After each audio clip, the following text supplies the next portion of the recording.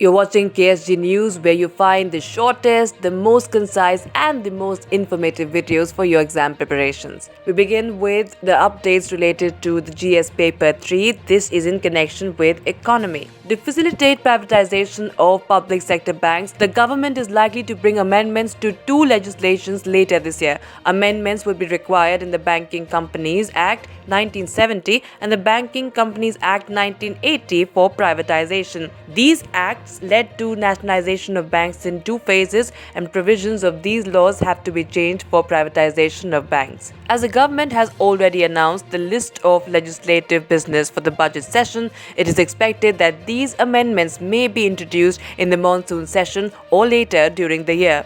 The ongoing budget session is scheduled to take up as many as 38 bills, including the Finance Bill 2021, supplementary demands for grants for 2020-2021, and related appropriation bill, National Bank for Financing Infrastructure and Development Bill 2021, and the Cryptocurrency and Regulation of Official Digital Currency Bill 2021.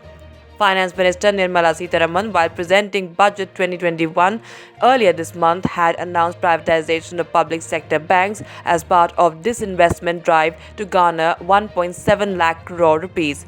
The Finance Minister had said the government will work with the Reserve Bank for execution of the bank privatization plan announced in the Union Budget. The government last year consolidated 10 public sector banks into 4, and as a result, the total number of PSBs came down to 12 from 27 in March 2017. As per the amalgamation plan, United Bank of India and Oriental Bank of Commerce were merged with the Punjab National Bank, making the proposed entity the second largest PSB. Syndicate Bank was merged with Canara Bank, while Allahabad Bank was subsumed in Indian Bank. Andhra Bank and Corporation Bank were amalgamated with Union Bank of India. In a first three-way merger, Bank of Baroda merged Vijaya Bank and Dena Bank with itself in 2019. SBI had merged 5 of its associate banks: State Bank of Patiala, State Bank of Bikaner and Jaipur, State Bank of Mysore, State Bank of Travancore and State Bank of Hyderabad, and also Bharatiya Mahila Bank effective April 2017. Moving on to GS Paper 2, this is in connection with international relations. The UN Capital Development Fund has appointed Indian origin investment and development banker Preeti Sinha as its executive secretary, whose focus will be on providing microfinance assistance to women, youth, small and medium-sized enterprises in underserved communities. Sinha commenced her tenure as UNCDF executive secretary, the highest leadership rank in the institution. UNCDF was established in 1966. The New York headquartered organization provides microfinance access to least developed countries with a mandate to unlock the full potential of public and private finance. Preeti Sinha will oversee the organization's efforts to deliver scalable impact in order to make the international financial architecture work for the world's frontier and pre-frontier markets, with a specific emphasis on supporting sustainable development for women, youth, small and medium-sized enterprises, smallholder farmers, and other traditionally underserved communities. Sinha succeeds Judith Karl, who retired in February after concluding her 30-year career in the United Nations. Sinha will lead UNCDF's work to harness the untapped growth potential of the LDCs to enable and empower communities, local governments, and small businesses to address the economic impacts of the COVID-19 pandemic while building more resilient and inclusive economies. UNCDF makes public and private finance work for the world's 46 least developed countries to harness their untapped growth potential. Its programs help to empower women and are designed to catalyze larger capital flows from the private sector, national government, and development partners for maximum impact towards the internationally agreed development goals.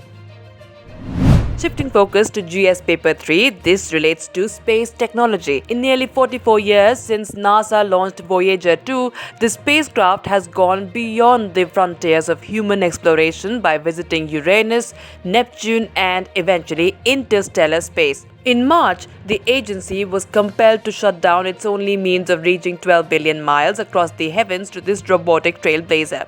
What does this mean? On 19th of February 2021, Earth's haunting silence will come to an end as NASA switches that communications channel back on, restoring humanity's ability to say hello to its distant explorer. Because of the direction in which it is flying out of the solar system, Voyager 2 can only receive commands from Earth via one antenna in the entire world. It is called DSS-43 and it is in Canberra in Australia. It is part of the Deep Space Network or DSN, which, along with stations in California and Spain, is how NASA and allied space agencies stay in touch with the armada of robotic spacecraft exploring everything from the sun's corona to the regions of the Kuiper belt beyond the orbit of Pluto. A round-trip communication with Voyager 2 takes about 35 hours, 17 hours and 35 minutes each way. DSS-43 is a 70-meter dish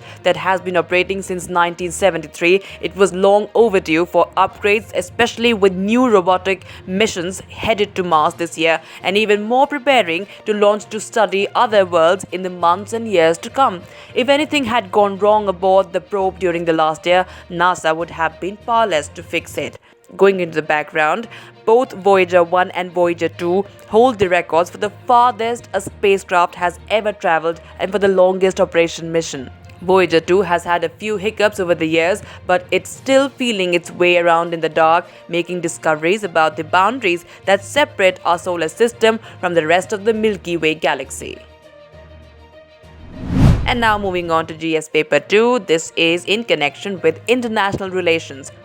After 20 years of military engagement and billions of dollars spent, NATO and the United States still grapple with the same seemingly intractable conundrum: how to withdraw troops from Afghanistan without abandoning the country to even more mayhem. An accelerated US drawdown over the past few months, led by the previous US administration, has signaled what may be in store for long-suffering Afghans.